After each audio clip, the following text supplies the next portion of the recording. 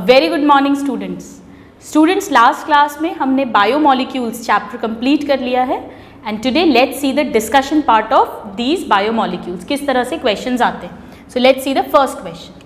Now it's a direct question. The term protoplasm was coined by, we know it was coined by Purkinje. Robert Hooke ने, चलिए आइए आपकी knowledge को brush-up करते हैं हम already cell structure cell function पढ़ चुके हैं.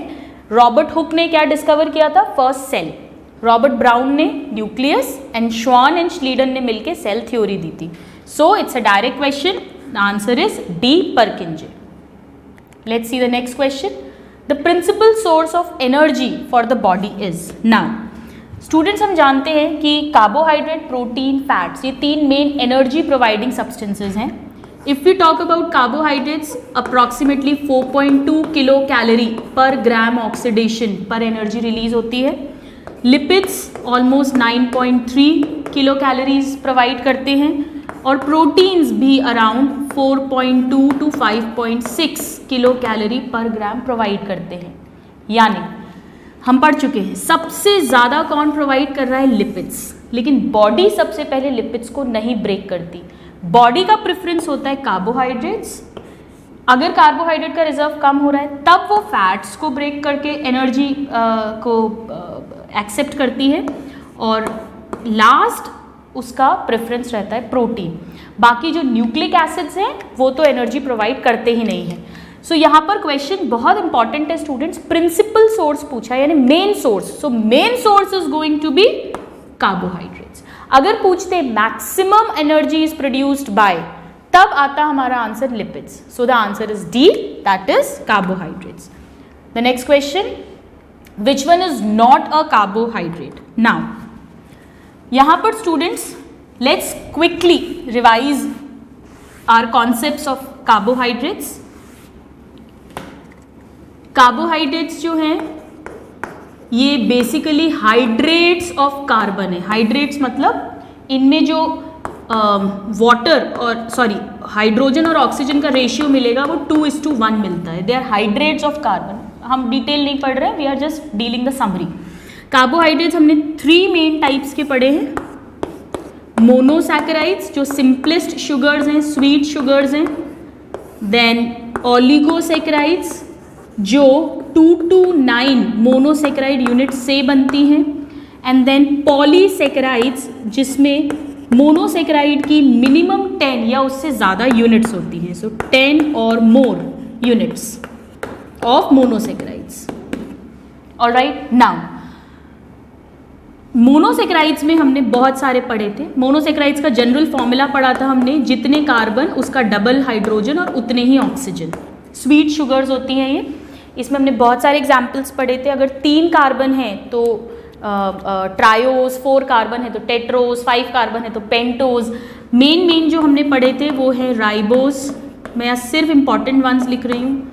Then some examples, glucose, then galactose, then fructose. These were the few examples of monosaccharides. Fructose हम जानते हैं फ्रूट शुगर है, सबसे मीठी है, स्वीटेस्ट नेचुरल शुगर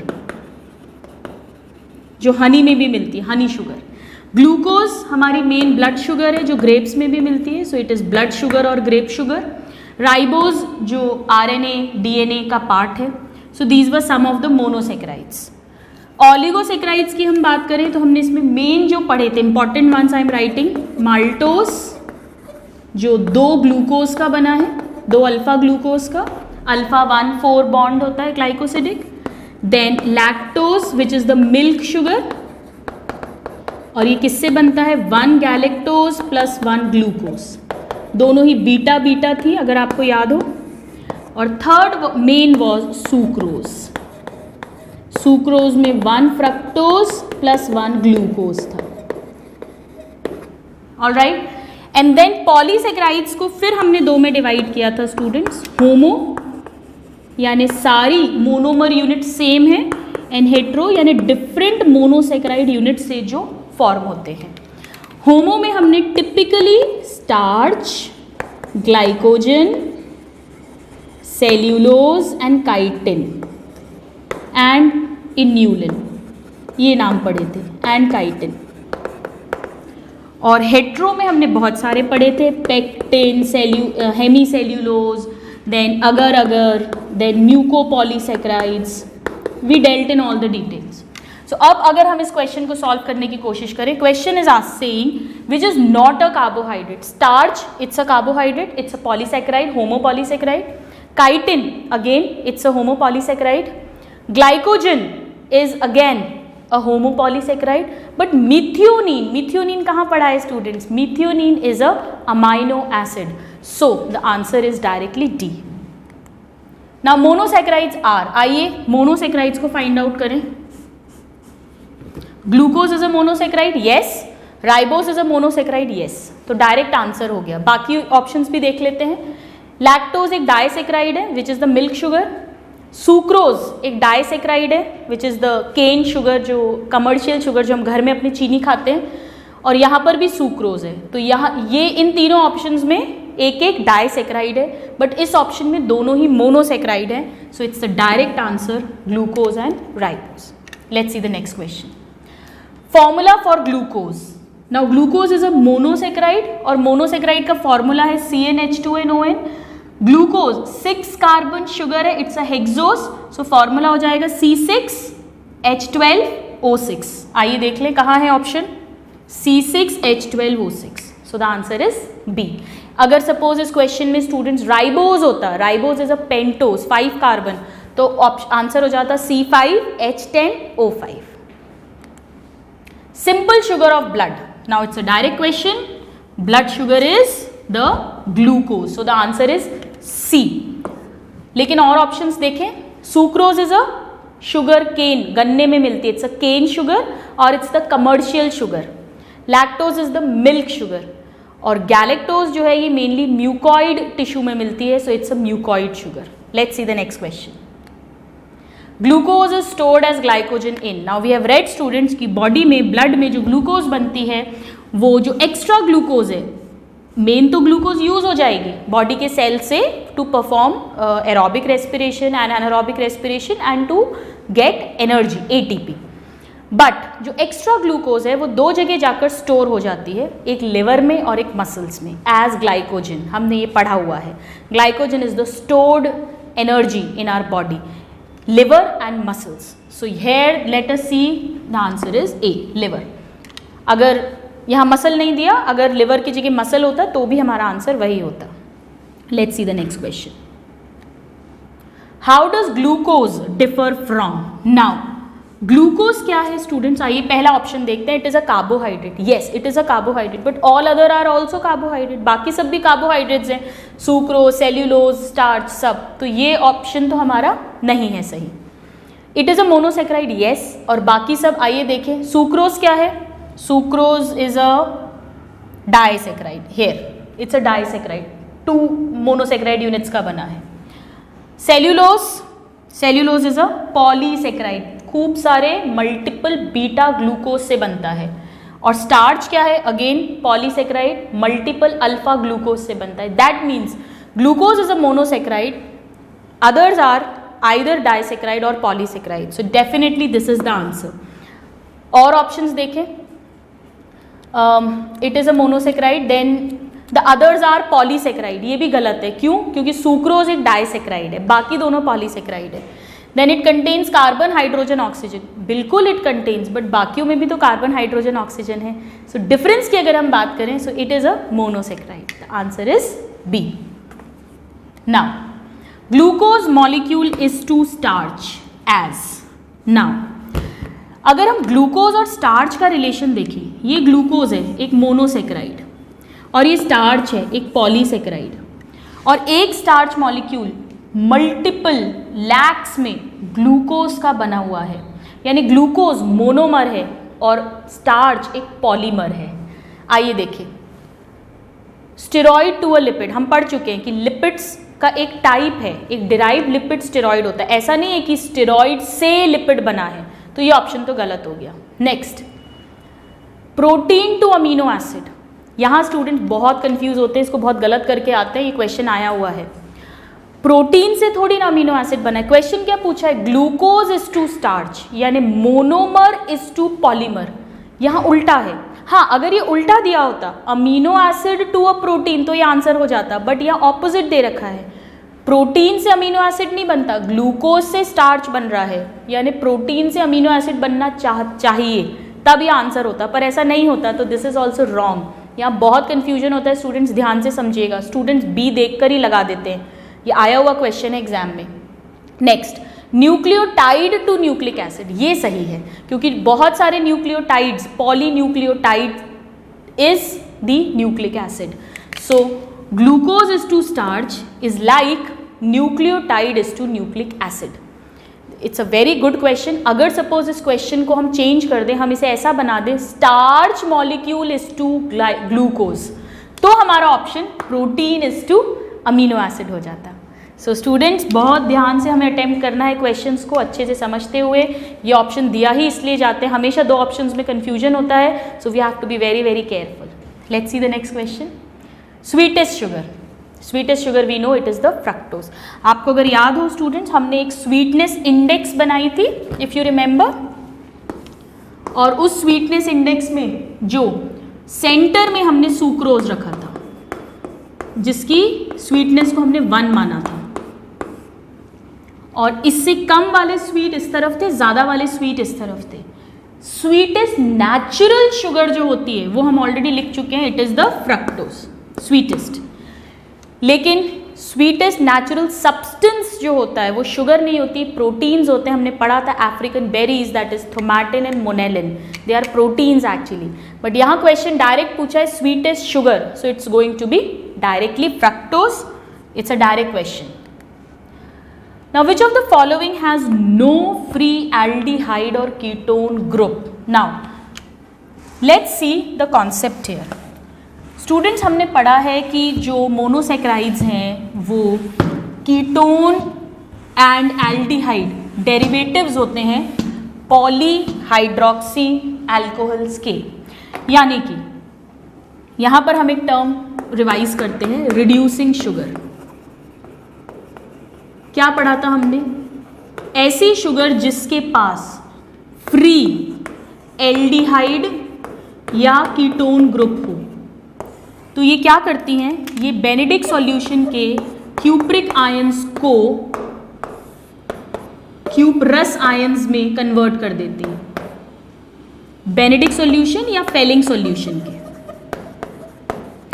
इस कारण से जो ब्लू कलर, क्यूप्रिक आयंस के कारण इसका ब्लू कलर था, आपने सॉल्यूशन में शुगर डाली, अगर इसका ब्लू कलर रेड में कन्वर्ट हो रहा है, that means it is a reducing sugar which you have added. और हमने देखा था कि जब बॉन्ड्स बनते हैं, जितनी भी जो फ्री मोनोसैकेराइड्स हैं वो तो रिड्यूसिंग हैं, बट जब वो बॉन्ड्स बनाती हैं, अगर बॉन्ड इस तरह से बन रहा है कि फ्री एल्डिहाइड और फ्री कीटोन नहीं है, then it is a non reducing sugar. हमने देखा था डाइसैकेराइड्स में वेरी इंपॉर्टेंट सुक्रोज, जो एक फ्रक्टोज और एक ग्लूकोज से बना था। फ्रक्टोज और ग्लूकोज दोनों के जो कीटोन और एल्डिहाइड ग्रुप्स थे वो बॉन्ड फॉर्मेशन के टाइम पर इन्वॉल्व हो गए थे, so there was no free aldehyde और ketone group in sucrose and it was a non reducing sugar. Whereas maltose, lactose, trehalose, they were all not trihalose, maltose, lactose, they were reducing sugars. So now let's see the answer. It's the A, C. So, बाकी maltose तो में free aldehyde group रहता है, fructose और galactose तो monosaccharides हैं, तो definitely they are reducing. So the answer is A, because it has no free aldehyde or ketone group, that means it is a non-reducing sugar. Let's see the next question. Major source of sugar in the world today is, we know कि हम घरों में जो शक्कर लेते हैं, चीनी लेते हैं, that is गन्ना, that is sugar cane, and sugar cane जो है उससे सुक्रोज मिलती है, उसमें सुक्रोज फॉर्म में शुगर रहती है, so the answer is sugar cane which has sucrose, which is a commercial sugar.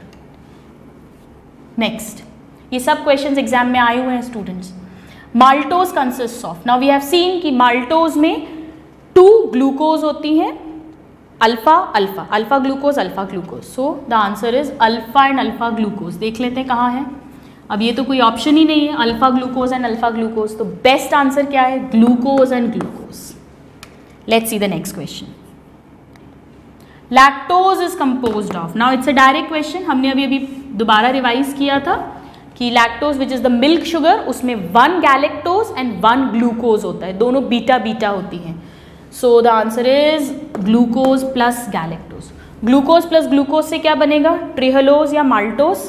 Glucose plus fructose से बनेगी sucrose, and glucose plus galactose से बनती है lactose. It's a direct question. मैंने आपसे तब भी कहा था डाइसेक्राइड की यूनिट्स और उनके बॉन्ड्स बहुत अच्छे से लर्न होने चाहिए, ये सब डायरेक्ट क्वेश्चंस हैं। Now lipids differ from other biomolecules in that. Now जब हमने बायोमोलिक्यूल्स पढ़े थे स्टूडेंट्स, हमने पढ़ा था जितने भी ऑर्गेनिक कंपाउंड्स हैं हमारी बॉडी में, like carbohydrates, proteins, lipids, nucleic acids, इनको जब हमने क्लासिफाई किया था तो हमने 2 ग्रुप्स में क्लासिफाई किया था। सो बायोमोलिक्यूल्स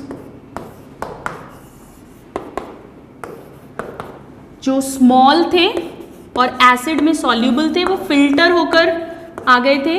हमने, आपको याद हो, हमने ट्राइक्लोरो एसिटिक एसिड में इनको डिसॉल्व किया था, फिर एक कॉटन फिल्टर से इनको छाना था, फिल्टर किया था।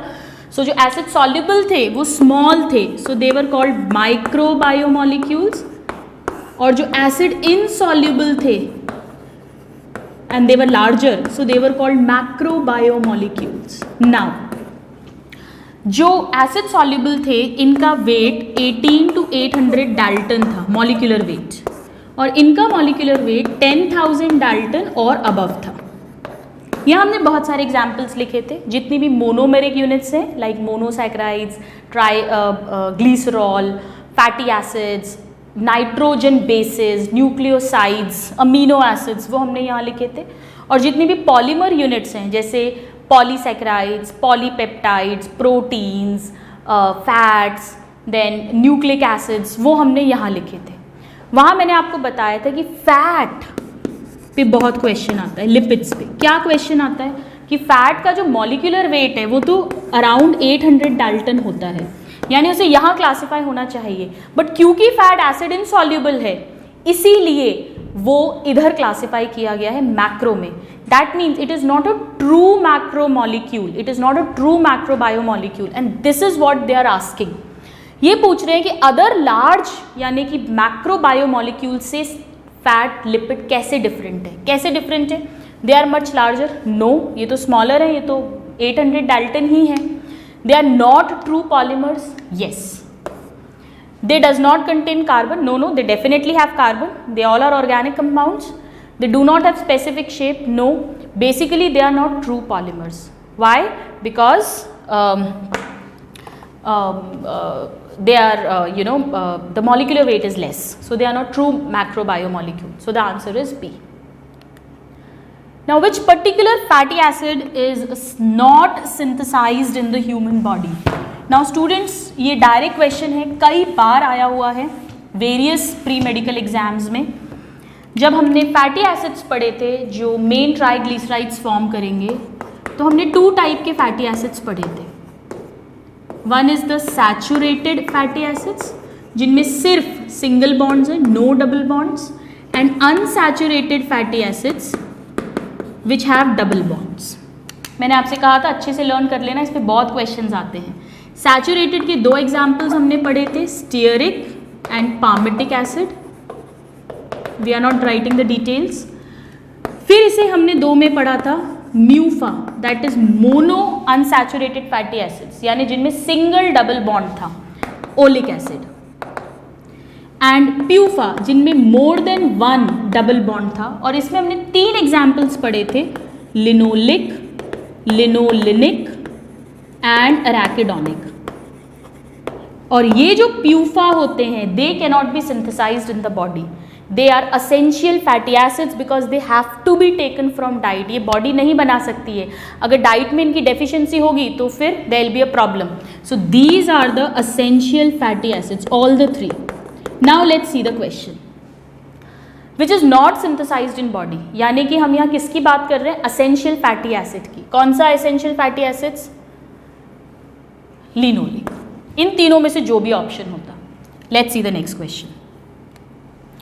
Which is an example of saturated fatty acids? Now this is again a direct question, students. Oleic acid is unsaturated. Linoleic are also unsaturated. So stearic acid and palmitic acid both are saturated. So the answer is B. Let's see the next question. Estrogen, cholesterol and other steroids are examples of. Now we know they all are lipids. So the direct answer is lipids.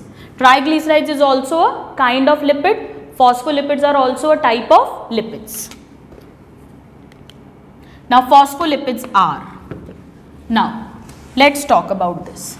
हमने lipids का classification पढ़ा था, various types of lipids पढ़े थे जिसमें triglycerides थे, then steroids पढ़े थे, देन फॉस्फोलिपिड्स पढ़े थे. फॉस्फोलिपिड्स का मतलब ऐसा लिपिड मॉलिक्यूल, ऐसा ट्राइग्लिसराइड, एक glycerol, 3 fatty acids, 3 ester bond, this is triglyceride. आ रहा है याद आपको? इसमें से 2 फैटी एसिड्स तो जुड़े हुए हैं बट एक फैटी एसिड रिप्लेस हो जाता है किसी ऐसे ऑर्गेनिक कंपाउंड से विच हैज़ फॉस्फोरस और phosphate in it, that is phospholipid. हमारी प्लाज्मा मेम्ब्रेन मेनली इन्हीं की बनी हुई है और मोस्ट कॉमन फॉस्फोलिपिड जो प्लाज्मा में मिलता है that is lecithin.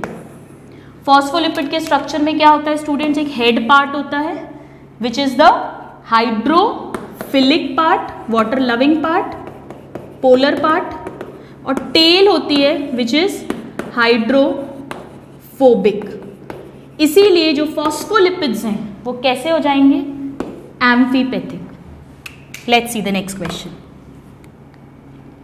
Which of the following is not a macro biomolecule? हमने अभी अभी डिस्कस किया है स्टूडेंट्स कि जो मोनोमर्स हैं वो सारे माइक्रो होते हैं.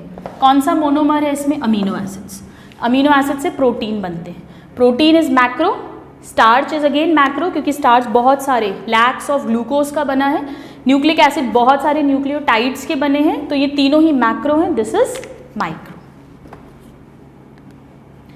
विच is the simplest amino acid?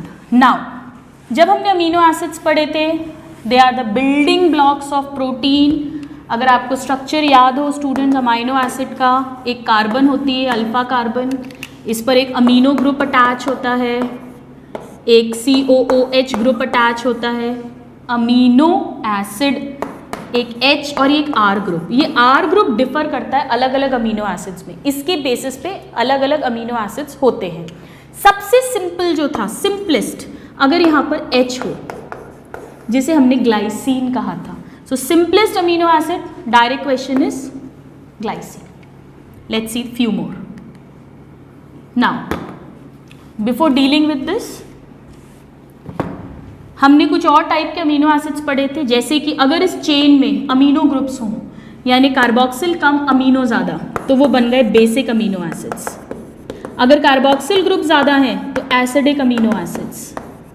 अगर इस चेन में सल्फर है तो sulphur containing amino acids.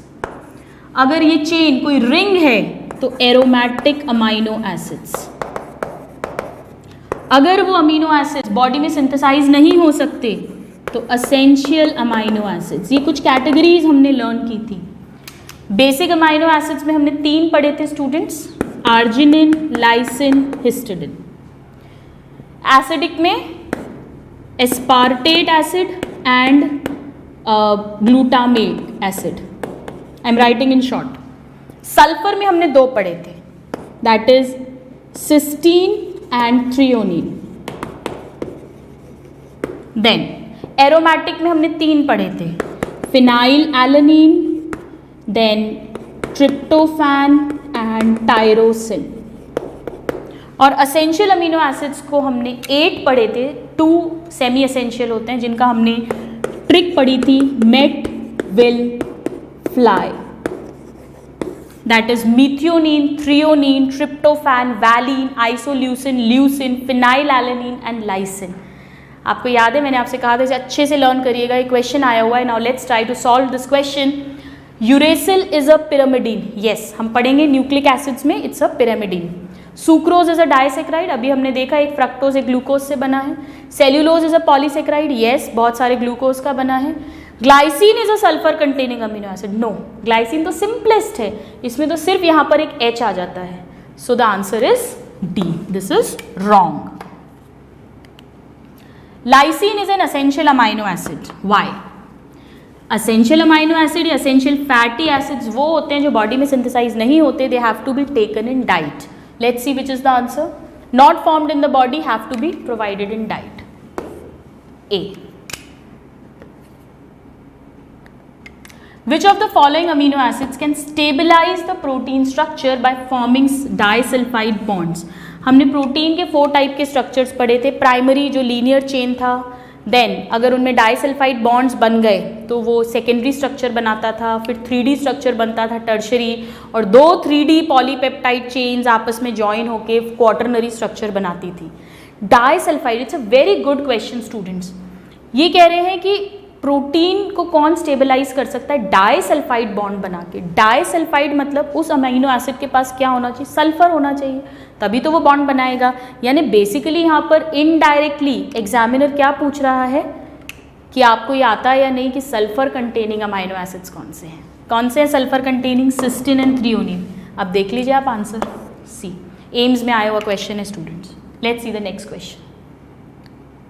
Nucleotide is, now this is about the, in short, about protein, lipids and carbohydrates and amino acids.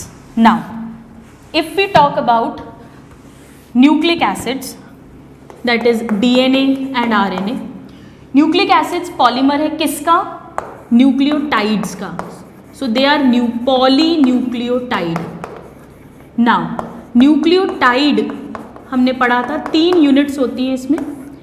एक शुगर होगी 5 carbon sugar, it can be ribose in RNA and deoxy ribose in DNA.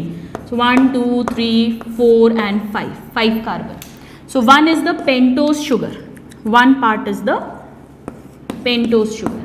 now first carbon पर एक nitrogen base जुड़ा होता है और 5th carbon पर एक फॉस्फेट जुड़ा होता है।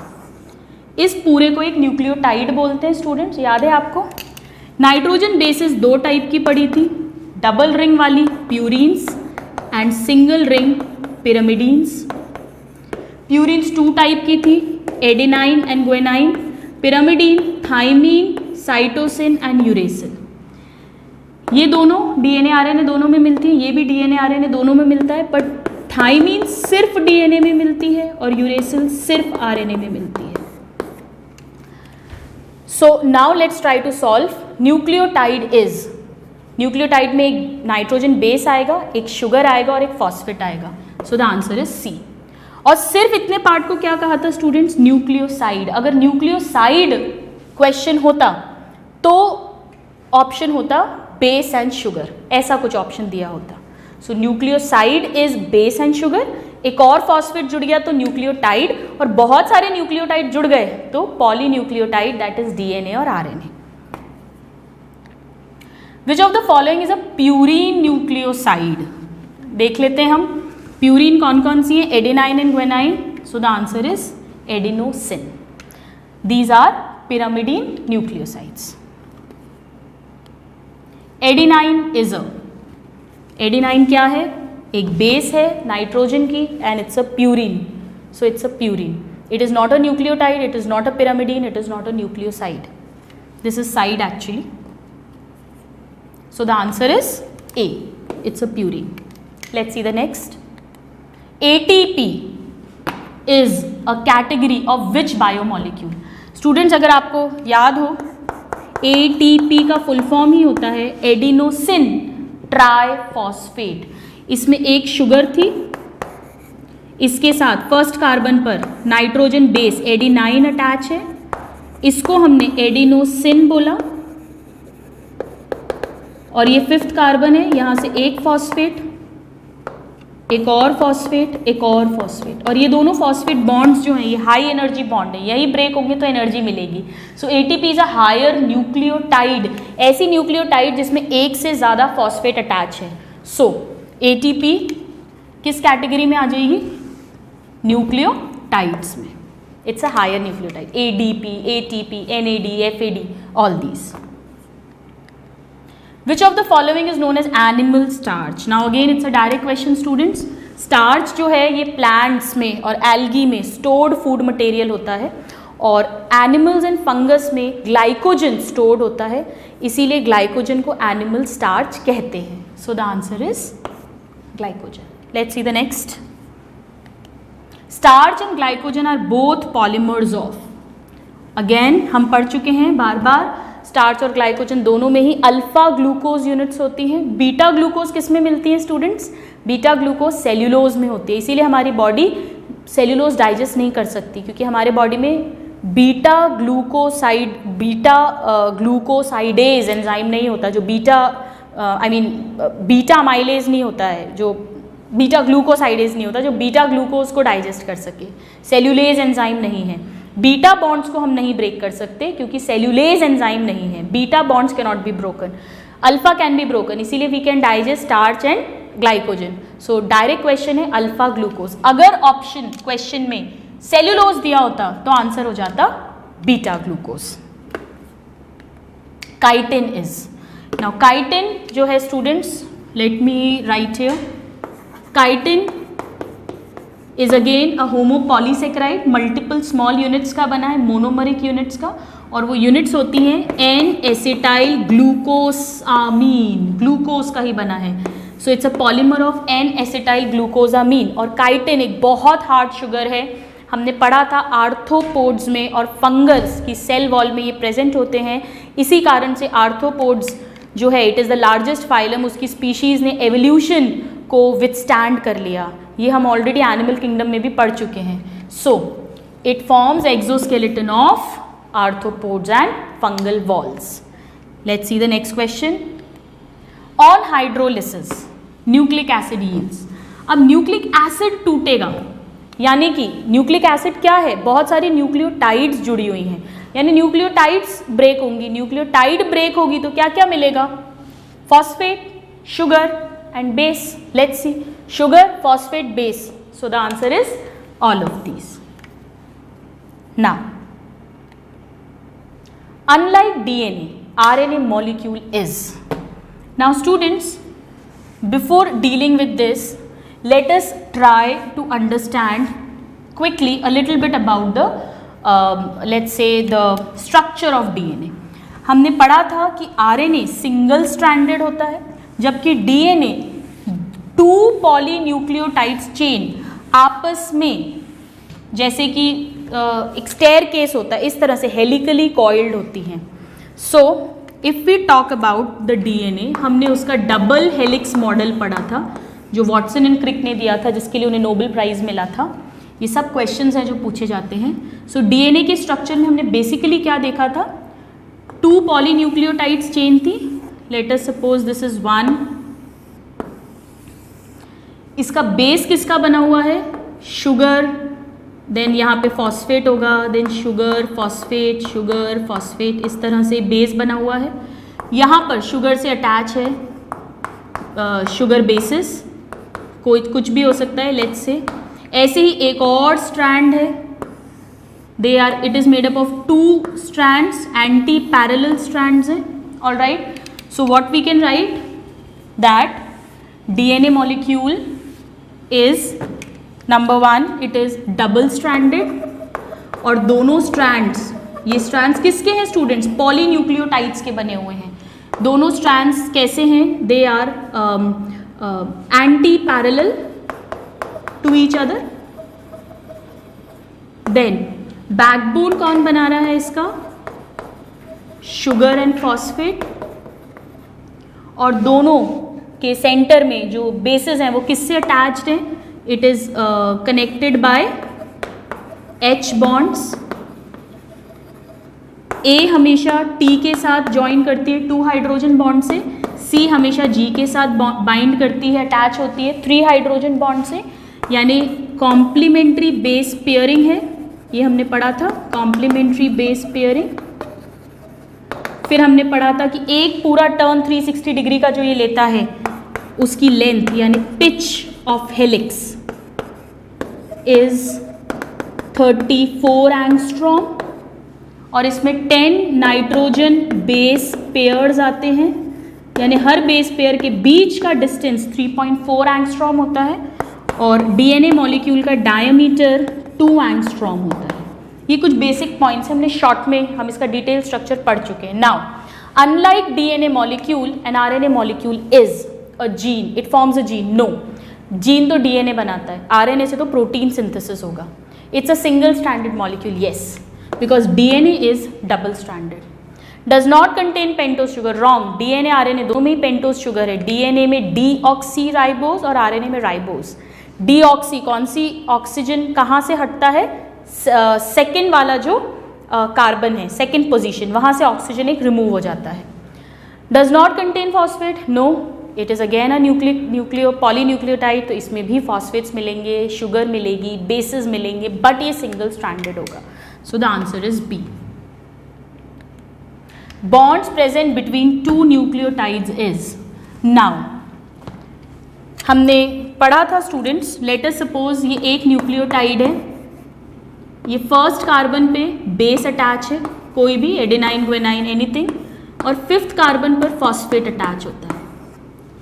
एक और न्यूक्लियोटाइड, फर्स्ट कार्बन पर बेस, फिफ्थ कार्बन पर phosphate. This is second, this is third, this is fourth. इस थर्ड कार्बन और इस फिफ्थ कार्बन के बीच में बॉन्ड बनता था, इफ यू रिमेंबर। ऐसे ही अगले में भी बॉन्ड बनेगा। सो फॉस्फोडाई ईस्टर बॉन्ड है, ये दो ईस्टर्स बन रहे हैं और थर्ड और फिफ्थ कार्बन के बीच में बनता है। सो C3 एंड C5 के बीच में बॉन्ड बनता है and it is a phospho, क्योंकि फॉस्फेट ग्रुप अटैच एक तरफ इन्वॉल्व हो रहा है और ईस्टर बॉन्ड्स बन रहे हैं दो। So it is a phosphodiester bond which connects the two nucleotides. Now let's see the question. Bonds present between two nucleotides of a polynucleotide is, direct answer is phosphodiester bond. Hydrogen bond कब answer होता? जब ये बोलते कि DNA के दोनों strands किस bond से कनेक्टेड हैं, then it could have been hydrogen bond. Now the carbon atoms present in the pentose involved in phosphodiester bond formation. कौन कौन सी कार्बन इन्वॉल्व है? C3 and C5। Let's see the option C3 and C5. Now, which of the following is found in both RNA and DNA? Ribose सिर्फ RNA में मिलेगी, DNA में deoxy ribose मिलेगी, तो ये ऑप्शन गलत है। एडेनाइन दोनों में मिलेगा, एडेनाइन, ग्वेनाइन एंड साइटोसिन दोनों में मिलती है।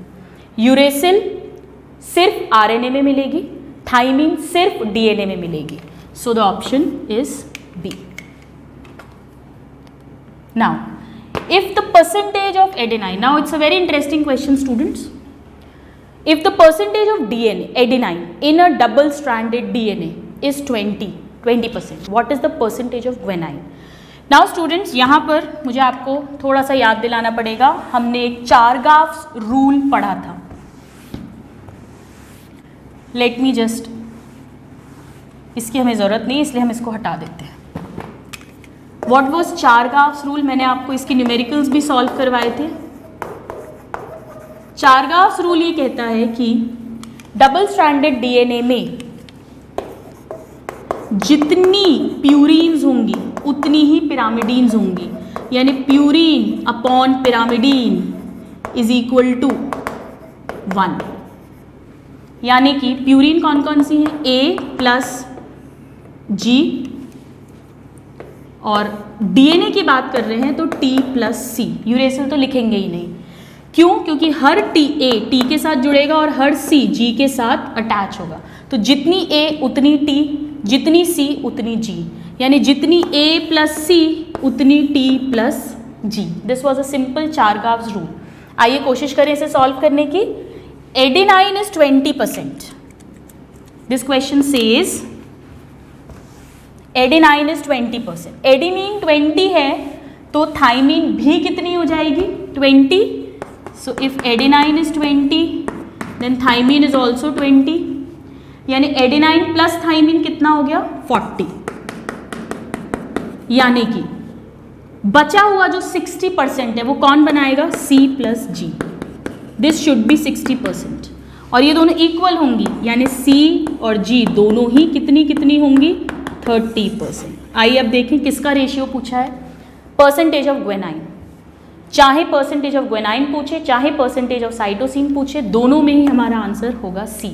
अगर परसेंटेज ऑफ थाइमिन पूछते तो जितनी एडेनाइन उतनी थाइमिन, तो आंसर हो जाता B, that is 20%। So the answer is C।